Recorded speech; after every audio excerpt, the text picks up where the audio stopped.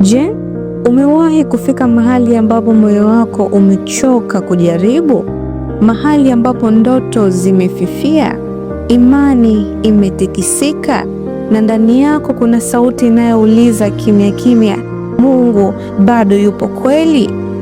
Kuna kisiwa kidogo katikati ya bahari ya Pacific kinachoitwa Vanuatu. Ni mbali na macho ya dunia, lakini si mbali na mpango wa Mungu. Huko ndipo alipokuwapo kijana anayeitwa John. John alikulia katika familia ya Kikristo. Alijua sala, alijua kanisa, lakini maisha hayakuwa mepesi.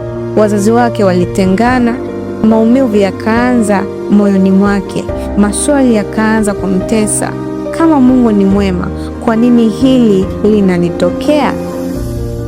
Miaka ikapita. John alikuwa kanisani, lakini moyo wake ulikuwa mbali. Alisikia kuhusu Yesu, lakini hakumjua. Alisikia kuhusu Sabato, lakini hakuielewa. Imani ikaanza kufifia taratibu. Lakini Mungu hakumwacha John. Siku moja, kwa njia ya kawaida kabisa, Mungu akawatuma watu wake, wamishonari waliokuja si kwa nguvu, bali kwa upendo, si kwa hukumu, bali kwa rehema. Walizungumza kuhusu Mungu kwa namna ambayo John hakuwahi kabisa kusikia kabla. Neno la Mungu likaanza kugusa moyo wake. Akaanza kuelewa kuwa Mungu hakuwahi kumwacha. Katika maumivu yake kulikuwa na kusudi. Katika machozi yake kulikuwa na tumaini. Ikumbuke siku ya Sabato itakase, sio kama sheria tu, bali kama mwaliko wa kupumzika ndani ya Mungu, mwaliko wa kuanza upya. John akafanya uamuzi. Hakuwa mkamilifu, lakini alikuwa tayari kumpa Mungu moyo wake.